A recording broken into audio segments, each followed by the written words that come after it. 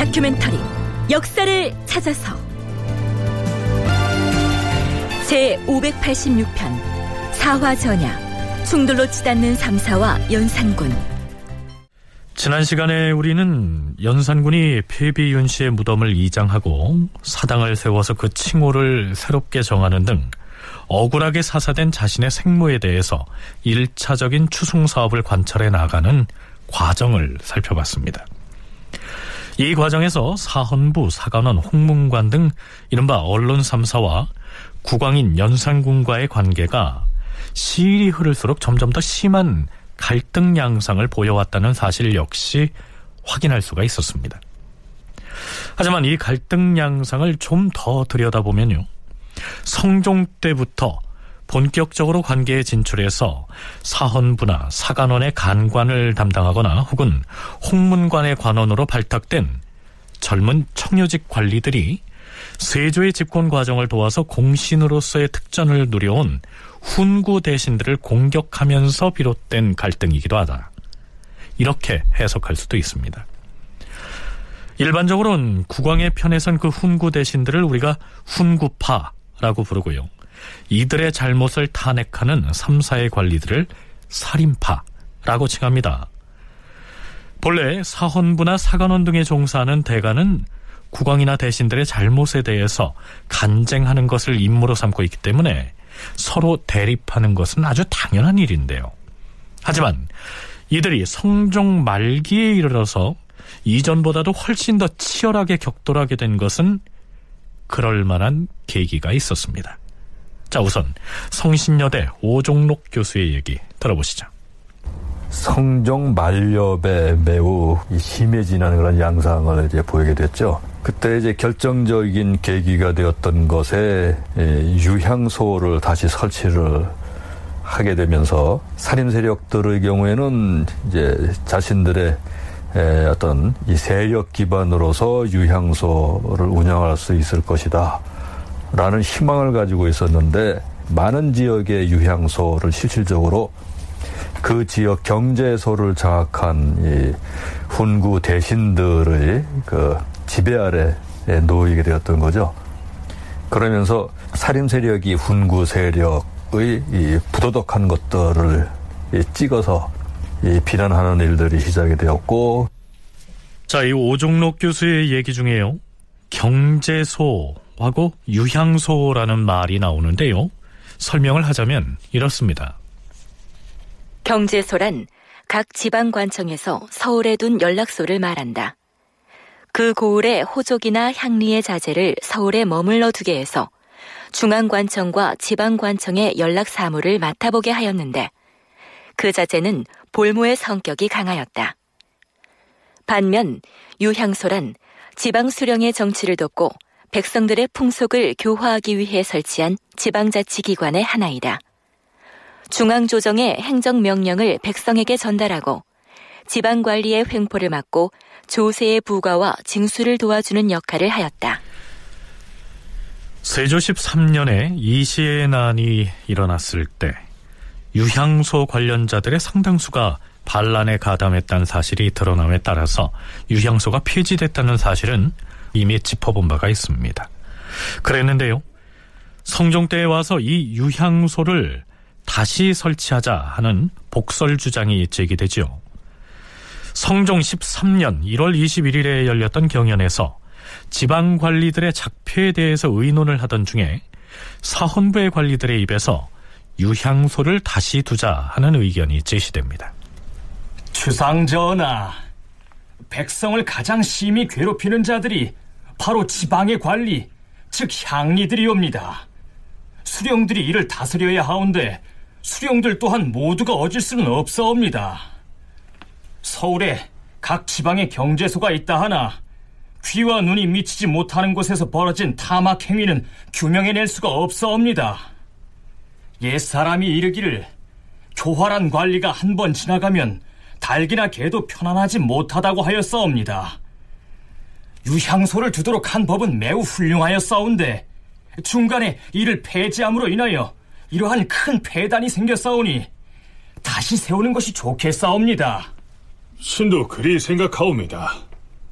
요즘 변방에서는 윗사람을 업신여기는 풍속이 더욱 심해져서 백성들이 수령이나 토호들을 가리켜 도둑이라고 하오니 이는 매우 아름답지 못한 풍속이옵니다. 예전에는 유향소를 두어서 풍속을 규찰하여 바로잡아 싸운데 이제 유향소를 없애버렸으니 시골 풍속이 아름답지 못한 것은 바로 이런 까닭이옵니다. 이처럼 유향소를 부활시켜야 한다고 주장한 사람들은 젊은 청요직 관리들, 즉 사림이었고요. 유향소를 다시 세우는 데에 반대하는 쪽은 훈구 대신들이었습니다. 성종 15년엔 홍문관 출신의 이조 참판 김종직이 또다시 유향소의 복설을 주장합니다. 전하, 유향소를 혁파한 뒤부터 향리의 간사한 관리들이 매우 방자하게 행동하여 백성들의 원성을 사고 있사옵니다. 또한 풍속을 해치는 일이 있더라도 검찰하는 자가 없기 때문에 그 방자한 행동에 거리낌이 없사옵니다. 만약 유향소를 다시 설치하면 그런 경박한 풍속이 종식될 수 있을 것이옵니다. 과인이 유향소를 다시 세우는 일을 대신들과 의논하였는데 대신들은 모두 입을 모아서 다시 세우면 폐단이 더욱 심할 것이다라고 하였기 때문에 의논을 정지하게 한 것이다. 유향소를 다시 세운다 하여도 유향소에 검찰로 삼을 만한 적당한 사람을 그 지역에서 얻을 수만 있다면 다행이겠으나 그렇지 못하면 폐단이 더욱 심해질 것이다. 헌데 전국의 주와 군에 있는 유향소들마다 어찌 모두 좋은 사람을 얻을 수 있겠는가? 전하, 10집밖에 살지 않는 작은 고을에도 반드시 충성되고 믿어온 인물이 있다고 하였사온데 아무리 작은 고을이라고 하더라도 이치를 할 만한 사람이 한두 사람쯤 왜 없겠사옵니까? 그 지역의 사람들 중에서 잘 골라서 검찰을 맡게 하면 풍속을 해치는 무리가 거의 줄어들 것이옵니다. 설령 유향소에 검찰하는 자가 스스로 폐단을 만든다 해도 그 위에 그들을 다스릴 관찰사와 수령이 있지 않사옵니까? 이러한 논란 끝에 유향소는 서기론 1488년인 성종 19년에 부활됩니다. 하지만 앞에서 오종록 교수가 언급했듯이 이 유향소는 신진사림의 세력 기반이 되지 못하고 결국 경제소와 함께 훈구 대신들의 영향력을 강화하는 그 방편이 되고 말죠. 이때부터 훈구 대신과 사림 사이의 대결 구도가 격화됐다는 것인데요. 여기에서 유향소의 부활을 앞장서서 주창했던 인물이 김종직이었다는 사실을 염두에 둘 필요가 있습니다. 앞으로 우리가 짚어나갈 무오사화의 중심 인물로 등장한 사람이 바로 김종직이었고요. 이 사화로 인해서 목숨을 잃거나 유배를 당하는 등 화를 입는 사람들의 대부분이 김종직의 제자들이었기 때문입니다. 자, 그런데 성종 말년인 1492년 8월에 이 김종직이 세상을 떠납니다. 벼슬이 높은 신료가 세상을 떠나면 그 임금이 그 신료의 생전의 덕을 칭송하는 의미에서 시호를 지어서 추중하는 절차를 밟게 되는데요. 국가의 제사나 시호 등을 의논해서 정하는 일을 관장하는 관서가 바로 봉상시였습니다. 봉상시의 관원들이 의논 끝에 임금에게 정해 올린 시호는 그럴 문자의 충성충자의 문충이었습니다. 그런데요, 바로 이 시호가 논란이 됩니다. 우선 의정부 대신들이 문제를 삼고 나섭니다. 전하, 의정부에서 어명을 받들어 김종직의 시호 문제를 의논하였다 하온데 의정부 검상이 당상관에 의논한 바를 대신 아래로 왔다 하옵니다. 들러하라. 예, 전하.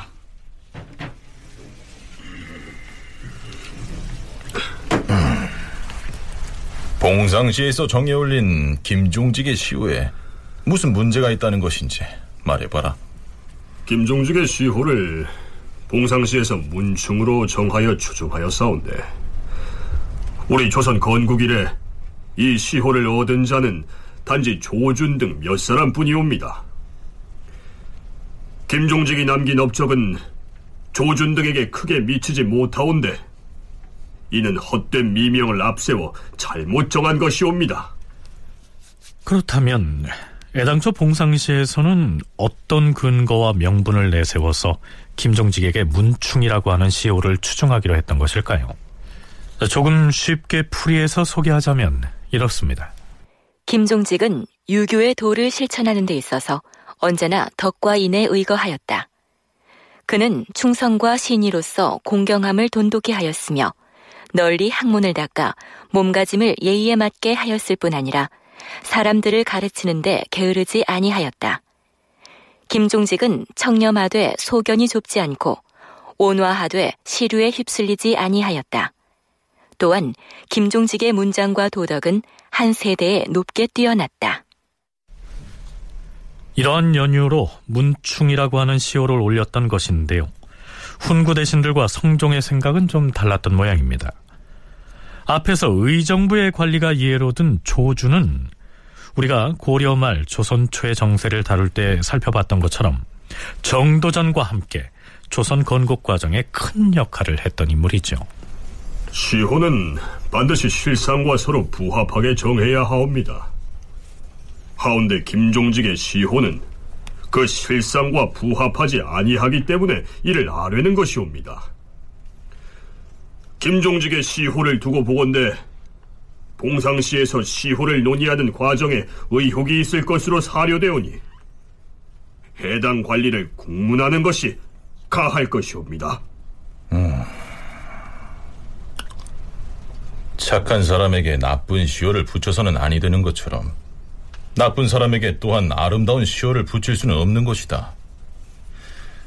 봉상시 관리들이 시호를 의정하면서 자신이 좋아하는 사람이라 하여 바르게 하지 아니하였다면 그자를 잡아다 국문하여 죄를 다스리는 것이 지당할 것이다. 이렇게 되자 대가는 물론이고 유생들까지 들고 일어나서 김종직의 시호를 바꿀 수 없다고 맞섭니다. 주상전하, 김종직의 시호를 바꾸고 또한 시호를 의논한 봉상시의 관원을 국문하도록 명하시었사온데 신능은 지나친 처사라 여기옵니다. 우리나라에서 문충이란 칭호는 도덕이 높고 사물을 널리 들어서 잘 안다, 이렇게 해석한 적이 한두 번이 아니온데 김종직이 이 시호를 얻었다고 해서 무슨 문제가 있다는 것이옵니까? 하물며 한 번 정하면 고칠 수 없는 것이 시호이옵니다. 더구나 나이 어린 유생들까지 처벌하는 것은 마땅치 않으니 청컨대 이를 거두시옵소서. 의정부 대신들이 모두 시호가 너무 지나치다고 말하였기 때문에 고치고 국문하도록 명한 것이다. 더구나 유생들이 광망하고 방자한 언동을 하였는데도 지금 만약 벌을 주지 아니한다면 뒷날 그들의 잘못을 어찌 징계할 수 있을 것인가? 전하, 김종직은 잘못한 바가 적은 좋은 사람이라고 할 수 있사옵니다. 예전에 신숙주, 최항, 권근 등은 모두 문충이라고 시호를 의정하지 않았사옵니까? 김종직의 시호를 고쳐서는 아니 되옵니다. 더 이상 말하지 말라. 이후로도 김종직의 시호를 둘러싼 논란이 이어집니다만 이 정도만 거론하기로 하죠. 자, 오종록 교수의 얘기 이어집니다.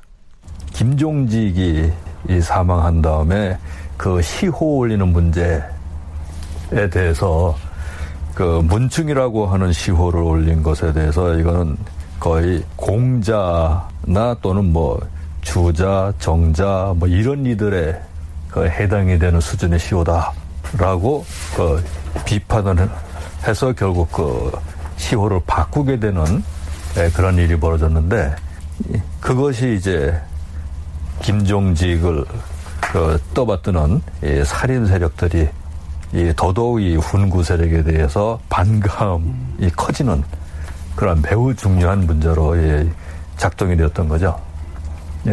그리고는 실제로 연산군이 즉위한 다음에 그 시기에 이제 노사신이라거나 뭐 이런 이들과 관련이 되어서 훈구 세력과 살인 세력 사이에 그 대립이 매우 심각한 감정 대립을 보이는 그런 상황으로 이제 전개되었는데요.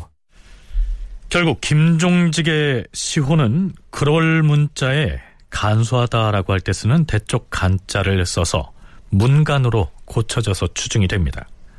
학문이 넓고 행동이 검소했다 정도가 되겠죠.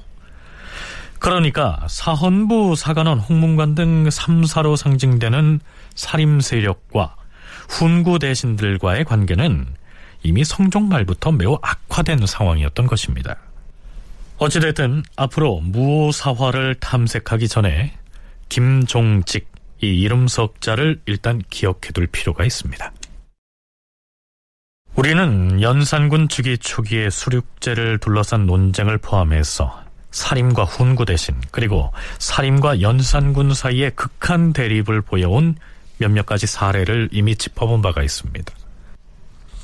그런데 연산 3년 7월의 기사를 보면 매우 놀랄만한 표현이 등장합니다.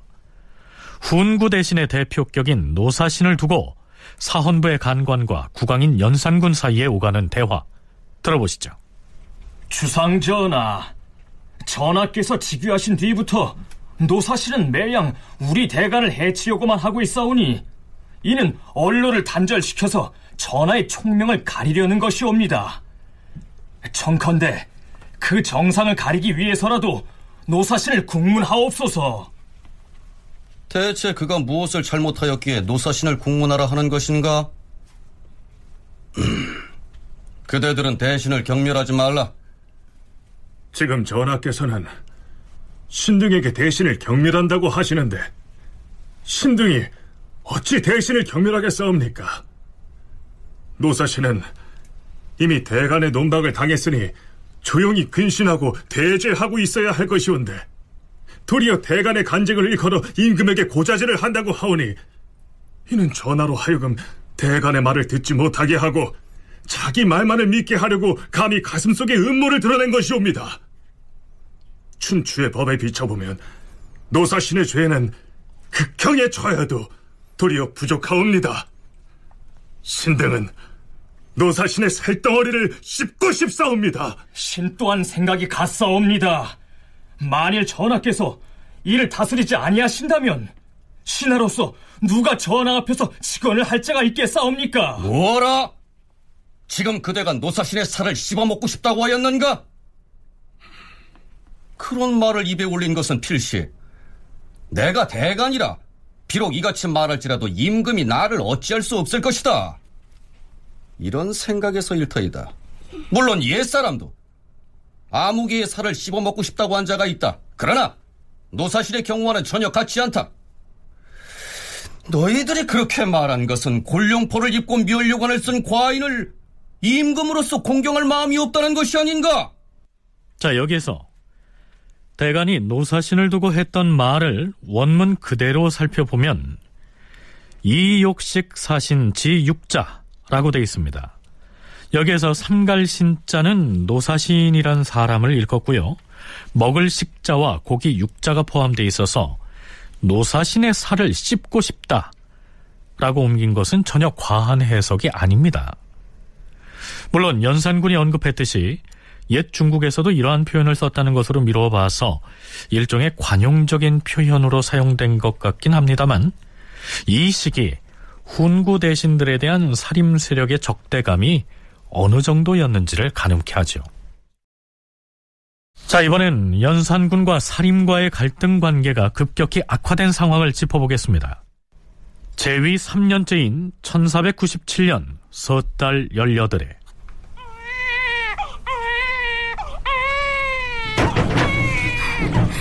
왕비마마께서 왕자님을 순산하셨습니다. 주상전하, 국본이 탄생하시었사옵니다. 경아들이옵니다, 주상전하. 경아들이옵니다, 주상전하. 국본, 즉 장차 보위를 물려받을 왕자가 태어난 것은 분명 왕실뿐만이 아니라 국가적인 경사지요. 그런데 원자를 생산했다는 기쁨에 너무 취했던 것일까요? 연산군은 이 사람 저 사람에게 너무 많은 축하 선물을 남발합니다. 대신들에게는 그 특전이 자급을 더해주는, 즉 가자를 해주는 형태로 나타나는데요, 쉽게 말해서 벼슬의 품계를 마구 올려주는 방식으로 인심을 썼다는 얘기입니다. 자, 우선 경희대 한춘순 교수의 얘기 들어보시죠. 원자가 탄생을 했으니까 연산군이 굉장히 그 외로운 마음에 인간적으로 굉장히 기뻤을 것 같아요. 그게 뭘로 표현이 되냐면 2중, 3중으로 여러 사람에게 가자를 막 주는 겁니다. 호봉을 막 높여주는 거죠. 요즘 말로 하자면. 그러니까 이게 문제가 될 수밖에 없지 않습니까? 이게 이제 가자를 남발하면 이게 그 정상적인 인사행정이 이루어질 수 없으니까요. 이걸 가자를 문제 삼아서 대사헌, 대사관이 막 비판을 하니까 그럴 때마다 연산군은 매번 국본을 강조하며 이제 더 거칠어집니다.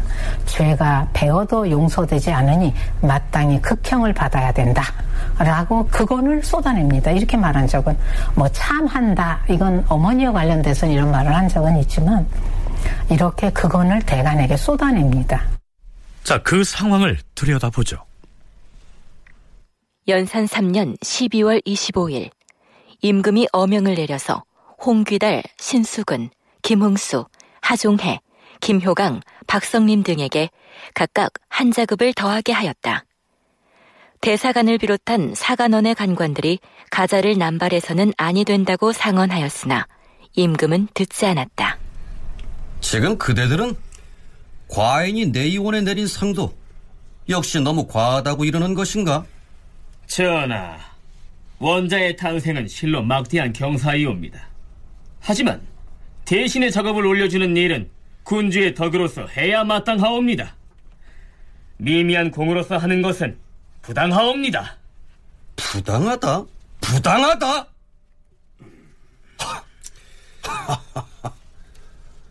지금 그대들이 하는 말이 이러하니 이는 곧 나의 신하가 아니라는 말이렸다. 아! 그대들의 죄는 목을 베어도 용서받지 못할 것이다. 마땅히 극형을 받아야 할 것이다. 전하, 원자의 탄생은 실로 종묘사직의 복이오니 온 나라 신민이 누구인들 이 경사를 기뻐하지 않겠사옵니까?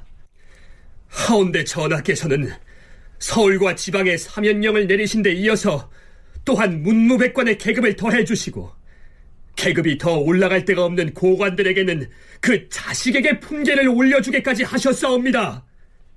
지금에 와서는 또 약방의 의원들에게 포상을 하여 각각 한 자급을 높여주셨사옵니다.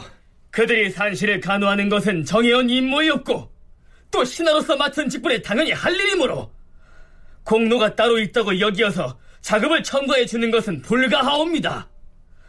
만약 조금 공로가 있다고 인정되면 단지 상을 내리는 것이 옳습니다. 더구나 재상의 직급을 올리는 일은 마땅히 어짐과 덕으로 해야 하는 것인데 어찌 이런 일로서 자급을 올린단 말씀이옵니까? 지금 전하께서 신등에게 하교하시기를 당연히 극형을 받아야 한다 하였사옵니다. 신등의 죄가 차명에 처할 정도에 이르렀다 하셨사오니 우리는 이제부터 직위에 나갈 수가 없사옵니다. 연산군으로부터 참형, 즉 목을 베어버리기에 마땅한 죄를 지었다는 그건을 들은 대간은 직임을 거부하고 집단 사퇴를 하겠다고 맞섭니다. 그런데 이때요, 연산군과 대간 사이에 오고 간 발언들 중에는 역사 기록에 대한 연산군의 인식을 엿볼 수 있는 대목이 보입니다. 이런 내용이죠. 지금 과인이 원자 탄생과 관련하여 은사를 내린 것은 그것이 나라의 큰 경사이기 때문이라고 하였다. 천지가 뒤집혀도 그대들의 말은 받아들이지 아니할 것이다. 전하, 자고로 임금은 발언을 쉽게 해서는 아니 되는 것이옵니다. 한번 말씀을 하게 되면 그것이 사책에 기재되어 만세에 전하게 되는 것인데 지금 전하께서 하신 말씀이 이러하시니 어찌 신등이 지에게 나아가 근무할 수 있겠사옵니까? 신의 생각도 같사옵니다. 나라에 아무리 큰 경사가 있다 할지라도 관직을 높이고 상 주는 것을 남용하는 것은 부당하옵니다.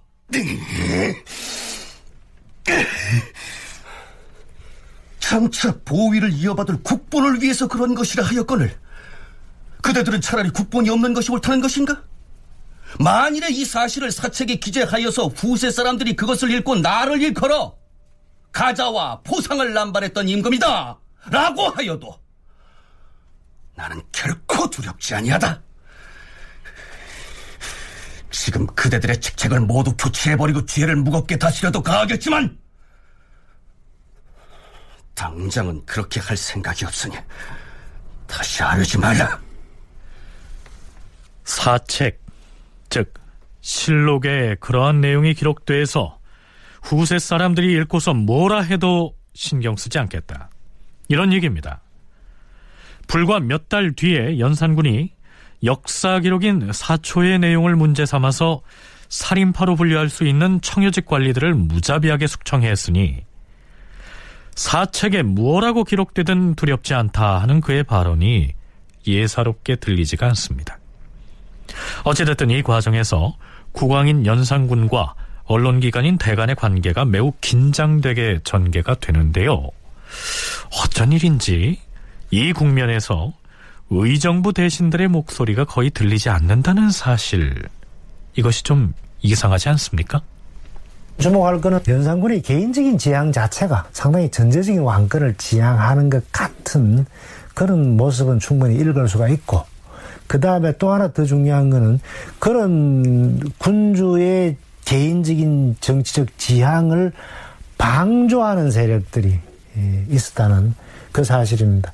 그만큼 그거는 군주의 그와 같은 전제적인 지향은 어느 군주나 아마 다 가지고 있는 그런 지향일 것 같습니다. 군주의 자리에 있을 때 자기의 뜻대로 정치를 하고 싶은, 그 연산군이 멍청한 왕이 아니니까, 이건 성종의 뒤를 이은 그런 왕으로서 정치적인 능력이 있는 왕이니까 자기 정치적인 포부를 펴기 위해서 자기의 권력을 강화하고자 하는 그런 모든 왕이 다 가지고 있을 건데, 그럴 때 신하들이 어떤 태도를 취하느냐, 그건 굉장히 중요한 문제거든요. 그런데 이 연산군의 그런 전제적인 왕권 지향을 주위에서 방조하고 나중에 되면 이용하는 그런 세력이 생기게 된다는 거죠. 자, 인제대학교 김은식 교수의 얘기 들어봤는데요. 이 시기에 연산군은 전제적 왕권을 지향해 나가고 있었고, 거기에 반발하는 세력은 청요직 관리들인 대간들이었죠. 이 상황에서 의정부의 정승들을 비롯한 훈구 대신들은 연산군의 그러한 전횡을 방조하거나 혹은 기회를 엿봐서 이용할 궁리만 하고 있었다는 얘기입니다. 민음사판 한국사의 저자 중 한 사람인 송웅섭은 이렇게 기술하고 있습니다. 연산군과 대간이 격한 대립을 반복하는 동안 대신들은 다소 복잡한 양상을 보이며 우왕좌왕했다. 재상과 대신들은 직급상으로는 대간보다 상위에 있었지만 도덕적 명분을 선점한 대간이 공론을 표방하면서 대신들의 비리를 들추거나 불합리한 국정 운영을 자유롭게 비판하게 되자 그만큼 대신들의 입지가 줄어들고 있었다. 이 같은 상황에서 대신들은 청요직들의 공론을 예의주시하면서 그에 저촉되는 일을 피하거나 대간과 국왕의 눈치를 살피고 있었다. 이러는 중에 앞에서 김은식 교수가 얘기한 대로 연산군이 점점 전제 왕권을 향해서 내닫게 되자 일부 대신들은 이를 자신의 입신 출세에 이용하려고 시도합니다. 이것이 바로 뒤에서 다루게 될 무오사화로 나타나게 된 것이죠. 사화가 일어나기 50여일 전인 연산 4년 5월, 대간과 연산군의 관계를 더욱 악화시키는 일이 벌어집니다. 국왕인 연산군 자신이 모종의 청탁 사건에 연루된 것이죠. 해당 실록 기사는 이렇습니다. 연산 4년 5월 23일 왕은 내간과 사관을 보내어서 형옥을 살피게 한 다음 죄수들의 죄목을 기록하게 하였다. 그리고는 최말동을 비롯한 13명의 죄수를 특별히 석방하게 하고 이렇게 전교하였다. 이 사람들을 아무리 국문하여도 끝내 죄상이 드러나지 아니할 것이니라. 틀림없이 이들 중에는 형장에 잘못 걸려든 자가 있을까 염려되니 석방해주라. 그리고 또 시전 상인들에게 권유하여 거두어들인 화물의 수효를 물어서 아뢰도록 하라. 전부터 최말동 등은 경성의 큰 상인들이었는데 황선남과 더불어 시전을 침해하여 포목을 마구 거두어들였다. 불사에 사용하기 위함이었다.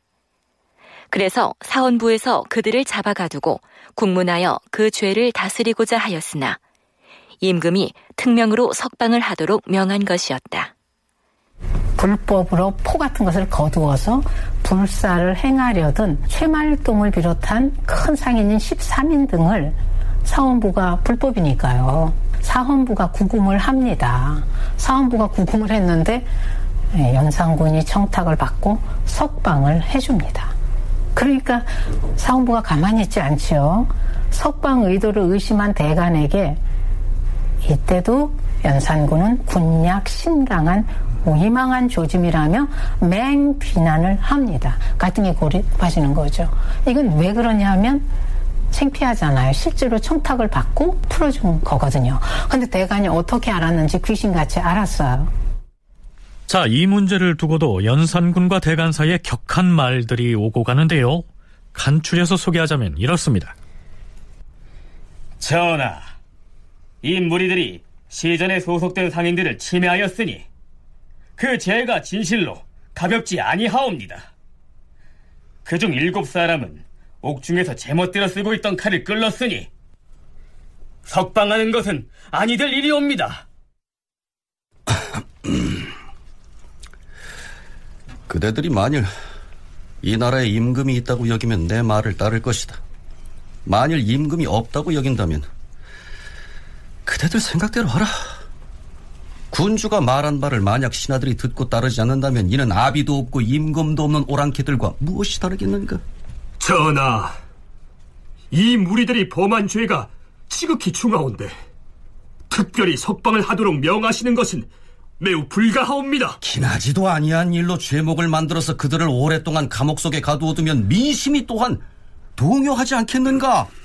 지금 신등이 아는 것은 개인의 의견이 아니오라 사헌부 전체의 뜻이온데, 전하께서 신등을 향해 전교하시기를 아비도 없고 임금도 없다면 오랑캐들과 무엇이 다르냐 라고 하시니 신등은 모두 맡은 바 직책을 그만두겠사옵니다. 이것이 무슨 종묘사직에 관계되는 일도 아니지 않은가? 비록 그들을 석방한다 해서 크게 문제될 것이 없을 터이다. 과인의 말이 옳은데 너희들이 도리어 피엄하기를 청한다면 그것이야말로 불가한 일이다. 신등의 소견으로는 이 일이 종묘사직과 관계가 있다고 생각하옵니다. 큰 상인들이 큰 죄를 범했는데도 다스리지 아니하면 형정이 문란해지고, 형정이 문란하면 나라가 위망에 이르게 되옵니다. 최말동 등의 일은 임금인 내가 명하여 석방하도록 하였는데 너희들이 따르지 아니하고 있으니 다른 날 경연에서 무슨 면목으로 나를 보려고 그러느냐?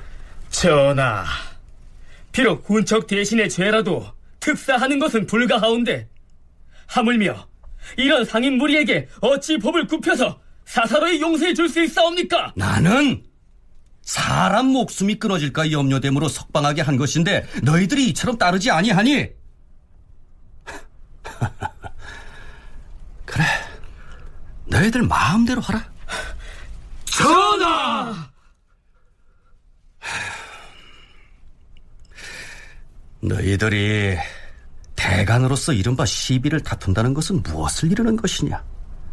내가 임금으로서 만약 농사철에 토목공사를 크게 일으킨다면 그때는 너희들이 와서 임금과 다투는 것이 또한 가하겠지만 이 일은 그렇게까지 하지 않아도 되는 일이다.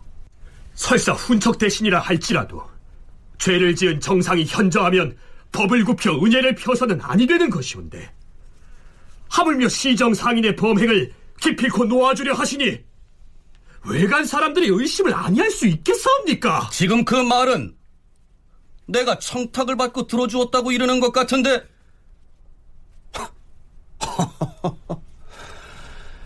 그래, 맞다. 임금은 약하고 신하가 이처럼 강하니 분명 위망의 조짐이로다. 과인이 그대들을 이기지 못하였으니 그래, 석방을 보류하고 형틀을 풀어버린 죄를 다스리거라. 전하, 임금은 약하고 신하가 강한 것은 위망의 조짐이다라고 하시니 신등은 격분함을 견디지 못하겠사옵니다. 근래 전하께서는 대간의 말을 좇지 않을 뿐 아니라 실언이 너무 많사옵니다.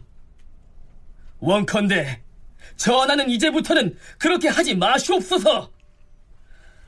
사헌부에서는 그들을 법에 의하여 구금하고 추국하기를 청하옵니다. 알아서 하라. 알아서 하라지 않느냐. 결국 최말동 등은 지은 죄를 자복하고 법에 의거해서 처벌을 받습니다. 실록에는 이 사건의 말미에 이렇게 덧붙이고 있습니다. 왕이 사관을 보내어서 죄수들을 심사하게 한 것은 참으로 죄수를 불쌍히 여기어서 그런 것이 아니라 최말동의 청을 이미 받아들였으므로 그 죄를 감하여 석방하려는 것이었다. 시정 상인들의 부정한 일과 관련해서 임금이 사사로이 청탁을 받고 죄수를 풀어주려고 시도하다가 대간에게 발각돼서 논란거리가 됐으니 연산군은 군주로서의 체면이 매우 구차스럽게 돼버린 셈이죠. 한춘순 교수는 이 일이 이 연산군으로 하여금 대간에 대해서 더욱 적개심을 갖게 했고 그것이 바로 한 달 뒤에 사화를 일으키는 데 일말의 배경이 됐을 것이라고 분석을 합니다. 사화가 일어나기 사흘 전인 연산 4년 7월 8일 요즘 대관들이 전하에 대한 태도가 썩 좋지 않아요. 다들 경상도 소식 들었습니까? 경상도 소식이라니요? 경상도에선 무슨 일이 있었다는 게요? 어서 말해보시오. 지금 경상도 17개 고을에 사흘 동안이나 지진이 나서 백성들이 불안에 떨고 있다고 합니다. 17개 고을에 사흘 동안이나요? 하하, 이런... 이 어떤 고을에서는 하루에 4번씩이나 지축이 흔들거렸답니다. 어찌 이런 재변이 있지? 작년엔 홍수가 나서 농사를 망쳤는데 그뿐인가? 재작년엔 벼락이 떨어져서 사람이 상하는 일이 있었어요. 자, 이렇게 되자 언관들이 가만히 있을 리가 없었겠죠. 홍문관 부제학 이세영이 즉시 상소를 올립니다. 홍문관 부제학은 연산군이 즉위한 이후에 연이어서 일어나고 있는 제2현상의 원인이 연산군이 정사를 잘못 살폈기 때문이라고 공박을 하고 있고요. 특히 대간의 간언을 무시하고 경연에 나가기를 꺼려하는 점을 지적하고 있습니다. 이에 대한 연산군의 대답은 이렇습니다. 임금이 경연에 나가는 것은 중요한 일일 터이다. 그러나 내 몸도 또한 중하지 아니한가? 지금 만약에 억지로 경연에 나갔다가 내 몸에 병을 더 키우게 되면 그때는 어찌하겠는가? 몸이 안 좋으니까 경연에 못 나가겠다는 얘기입니다. 명지대학교 이근호 교수의 얘기 들어보시죠. 지진이 있었는데 이러한 지진들은 그 음양이 서로 틀리고 천문이 도수를 잃고 말하자면 제자리를 잃고 그 다음에 뭐 땅의 기운이 편안하지 못하기 때문이다. 그러니까 이제 임금이 어떻게 보면 그 경연에도 나와서 공부도 좀 하고 당신도 수신도 좀 해라. 뭐 이렇게 얘기를 하는데 뭐 그런 얘기 할 때마다 번번이 그냥 나는 안 나간다. 경연 안 나간다. 또는 니들 얘기 다 필요 없다. 뭐 이런 식으로 사실은 이제 앞시대 성종이라든지 이런 사람들이 보여줬던 행태와는 좀 다르게 이 삼사나 뭐 특히 이제 홍문관 뭐 이런 사람들이 얘기하는 거에 대해서는 철저하게 거부를 하고 그에 대해 배척시하는 뭐 이런 모습들이 많이 보이고 있습니다. 자, 그런데요. 연산군이 경연을 기피했다는 내용은 실록의 여기저기에서 발견할 수가 있습니다. 연산 1년 4월 19일 홍문관에서 경연에 납시기를 청하였다. 노사신도 또한 빨리 통감 강목을 강하여야 하며 전날에 강의를 다 끝내지 못한 대학 연의도 강하여야 한다고 주청하였으나 임금이 이렇게 말하였다. 그야 뭐 다 옳은 말이요. 다만 얼마 안 있으면 중국 사신이 올 것인데 지금 내 몸이 불편하니 그들이 오기 전에 의원을 불러서 침을 맞고 뜸을 뜨는 것이 경연보다 더 중하지 않겠소? 다시 몸이 불편하다는 이유를 들어서 경연을 거부하는 모습을 보입니다. 그런데요, 이 대목에서 눈여겨봐야 할 점은 신료들이 연산군에게 경연에 참석할 것을 청하거나 혹은 대간의 간언을 배척해서는 안 된다고 얘기할 때마다 부왕인 성종을 그 비유 대상으로 들먹인다는 사실입니다. 전하, 선왕인 성종대왕께서는 아침에 기침을 하신 뒤에 왕신 어른들에게 문안 인사를 드린 뒤 조강에 참석하시고, 점심 식사 뒤에는 주강, 저녁 식사 전에 열리는 석강에도 빠짐없이 참여하셨사오며, 한밤중에는 야대를 따로 갖는 등 하루에 4차례나 경연을 여시었사옵니다. 자신은 경연에 나가는 것이 썩 내키지 않는데 바로 선대임금인 성종은 가히 경연 정치를 했다고 할 만큼 이 경연을 중시한 임금이었으니 연산군으로서는 신료들로부터 이런 말을 들을 때마다 요즘식으로 표현하자면 스트레스가 매우 심했겠죠. 인제대 김원식 교수는 성종과는 달리 연산군은 세조 방식의 전제적인 왕권을 지향했다고 했는데요. 연산군 때에 와서 달라진 사정을 들자면 바로 선대의 임금이 성종이었다는 사실이라고 말합니다. 성종이 만약에 그런 정치적인 지향을 가졌다 그러더라도 신하들은 거기에 대해서 견제할 수 있는 수단이 유교적인 정치 이념밖에 없었을 겁니다. 근데 연산군 때는 사정이 왜 달라지느냐 하면은 선왕이 있습니다. 그러니까 연산군은 세조를 좋아하지만은 신하들은 누구를 내세울 수 있냐면은 성종을 내세울 수 있습니다. 선왕은 아니랬는데, 그러니까 유교적인 성현의 말씀에 대해서 선왕의 권위를 끌어들이기 때문에 연산군의 입장에서는 훨씬 더 압박을 느낄 수 있는 그런 상황이 될 수도 있죠. 그렇더라도 이 시기의 정치적 상황은 저는 그렇게 정상적인 그런 상황이 아니었나, 그렇게 생각이 됩니다. 하지만 사화가 일어나기 전까지의 상황은 비록 대간과의 대립이 심했긴 했지만 그래도 상식적인 범주를 크게 벗어나지는 않았다는 얘기입니다. 그렇다면 연산군은 신료들이 자꾸만 부왕인 성종과 자신을 비교할 때 뭐라고 반응을 했을까요? 전하, 성종께서 즉위하신 초기에는 대간이 어떤 일을 논하면 즐겁게 들어주실 뿐만 아니라 또 보상을 하여 주시기도 하시거나 당상관으로 올려주심으로써 강직한 사기를 배양하셨사옵니다. 또한 대간이 나란 일을 간언하다가 견칙을 입은 자가 한 사람도 없었으므로 26년 동안에 대간이 모두 할 말을 다 하고 숨기지 아니하였사옵니다.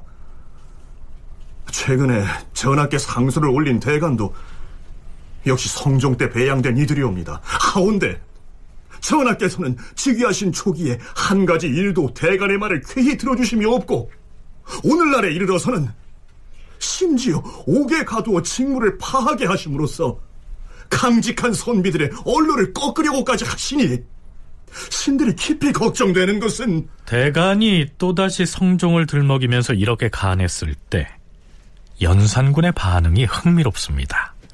이렇게 받아넘기죠. 그대들은 나에게 옛 중국의 요임금과 순임금처럼 되기를 원한다면서 내가 성종보다 못하다고 말하고 있다. 물론 사람의 기질은 그 청탁이 다 다른 법이니 내가 성종과 어찌 같을 수가 있겠는가? 선왕인 성종께서는 어질기 때문에 그와 같이 하였는지 모르겠지만 나는 어질지 못하니 당연히 대간을 추국해서 죄를 주어야겠다. 됐는가? 특히 연산군은 즉위 초에 대간과 더불어 성균관의 유생들까지 들고 일어났을 때 이렇게 말하죠. 선왕께서 유생들을 죄 주지 않았기 때문에 이러한 능상의 풍습이 생겨난 것이다.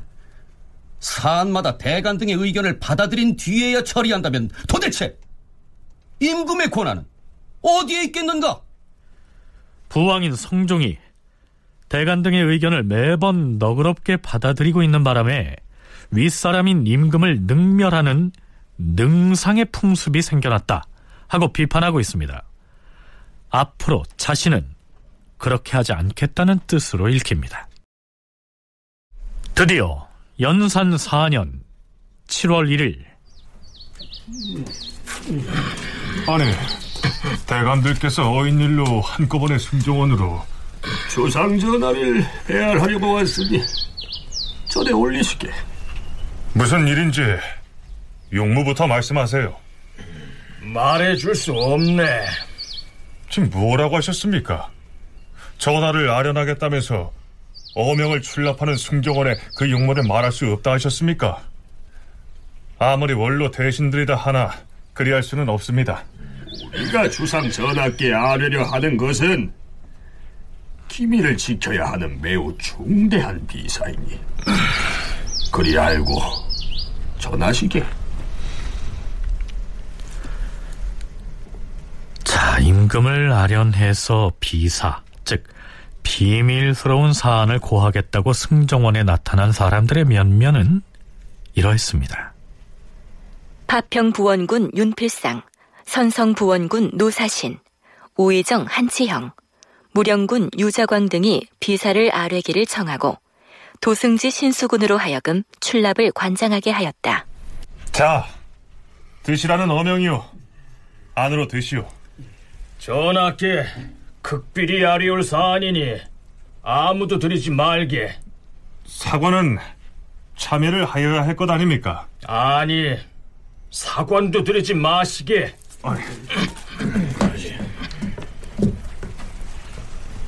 그들은 사관조차도 참여하지 못하게 하였다. 그러자 사초를 담당하는 예문관 검열 이사공이 반드시 참여하겠다고 청하였으나 뜻을 이루지 못하였다.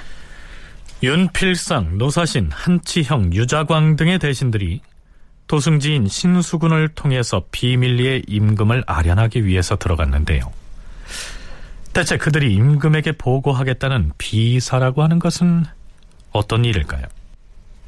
그 내용은 어명을 출납하는 승정원의 승지들조차도 알 수가 없었습니다. 한참 동안 무슨 얘긴가를 비밀리에 나눈 뒤에 드디어 어명이 떨어집니다. 의금부 경력 홍사호와 도사 신극성에게 어명을 받들라 이르라. 이윽고 의금부 경역 홍사호와 도사 신극성이 명령을 받들고 경상도로 달려갔는데 사람들은 무슨 일인지 도무지 알지를 못하였다. 그렇다면 그 네 사람이 임금인 연산군에게 고한 비밀스러운 사안이란 어떤 내용이었을까요? 왜 비사라고만 밝혔을까요? 명지대 이근호 교수의 얘기 들어보시죠. 기록에 비사라고 돼 있어서 당장 그 기록이 무슨 의미인지 또는 무슨 내용인지는 정확하게 저희가 알 수는 없습니다. 다만 이제 그 뒤에 벌어지는 일들을 통해서 저희가 추정을 해볼 수가 있는데 결국 이제 비사가 아랜 직후에 그 경상도로 그 관원을 보내서 결국 김일성을 체포하라 뭐 이런 얘기들이 나오지 않습니까? 이제 결국 그런 것들은 결국 김일성의 사초에서 뭔가 발견됐다라고 하는 얘기가 될 수가 있는 것이고요. 그래서 흔히 아마 이 비사라고 하는 것은 추정컨대 아마 사초 얘기, 우리가 흔히 얘기하는 조의제문을 비롯한 김일성의 사초를 언급하지 않았을까 뭐 이렇게 생각이 들고요. 네, 이근호 교수의 얘기 중에 사초 운운의 얘기가 나왔는데요. 이것은 뒤에 전개되는 사건을 참조해서 그런 얘기가 오갔을 거라고 추정하는 것이지요. 정확하게 어떤 얘기가 오갔는지를 확정할 수는 없습니다.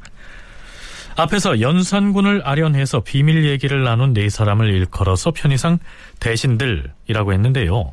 사실 그 당시에 유자광은 대신의 지위에 있지는 않았습니다. 무오사와의 전개 과정을 탐색하는 중에 상세히 언급하겠지만 임금을 만나러 간 문제의 사인 중에서 우리가 주목해서 지켜봐야 할 사람은 단연 유자광입니다. 이 시기에 유자광이 어떤 처지였는지 오종록 교수로부터 들어보시죠. 성종 때 한명회에 대해서 걸고 넘어졌다가 이제 그것이 무고이다라고 하는 형태로 처리가 되면서 그러면서 법조문상으로는 그 사형을 당하도록 되어 있었는데 결국 처벌을 좀 약화시켜서 이제 살려두었다가 그 뒤에 이제 풀려나서 다시 관직에도 나오고 할 수 있게 된 그런 상태였는데 자신이 이제 다시금 그 이제 기회를 잡았다고 이제 생각을 하고서 적극적으로 나서게 되는데 전체적인 관직의 수준으로 본다면은 그 앞에 두 사람하고는 현저한 차이가 있는 그런 상태였던 것인데, 오히려 이제 일이 진행이 되는 과정에서는 그 두 사람을 제쳐놓고 오히려 이제 유자광이 앞장서서 일을 처리해 나가는 그런 상황으로 전개되었던 것이죠. 어찌됐든 바로 그 네 사람과 연산군과의 비밀 회동을 출발점으로 해서 무오년의 사화, 즉 무오사화가 만들어집니다. 윤필상을 비롯해서 도승지, 신수군까지 이 5사람이 사전에 어떤 밑그림을 그려가지고 임금에게 고했는지, 아니면 연산군이 미리 계획을 세우고서 주도적으로 일을 꾸민 것인지, 그것도 아니라면 유자광이 모종의 실마리를 잡고서 그걸 큰 사건으로 키운 것인지는 알 길이 없습니다. 여기에서 그 네 사람 중에 지위가 가장 낮은 유자광을 주목해야 한다고 말한 것은요, 그가 이미 예종 시기에 남이의 옥사를 꾸며서 남이를 죽게 만들고 그 사건을 자신의 입신출소의 발판으로 삼았던, 달리 표현해서 모사에 능한 인물이었기 때문입니다. 자, 그렇다면 의금부의 관원들은 어명을 받고 경상도로 출동해서 어떤 임무를 수행하게 될까요? 이때가 성종실록을 편찬하던 시기였는데요, 그들에게 내려진 어명은 성종 때의 사관으로 활동했던 김일손이란 사람을 잡아오라는 것이었습니다. 한편 연산 7월 10일 실록청의 당상관은 김일손이라는 자가 성종대왕 제위 때에 작성하였던 사초를 모두 가지고 들어오라. 주상전하, 예로부터 임금은 사초를 볼 수가 없게 돼 있사옵니다. 임금이 만약 사초를 보게 되면 후세의 사관들이 직패를 할 수가 없기 때문이옵니다. 김일손의 사초를 즉시 하나도 빠짐없이 가지고 오라 하지 않았는가? 주상전하, 신이 성종실록의 편찬을 책임 맡은 사람으로서 여러 사관들로부터 거둬들인 사초를 모두 보았사옵니다. 그리하여 김일손이 초한 사초의 내용을 모두 알고 있사옵니다. 하오니 사초를 드리라 하지 마시옵고. 김일손이 쓴 사초를 가지고 오라 하지 않았는가?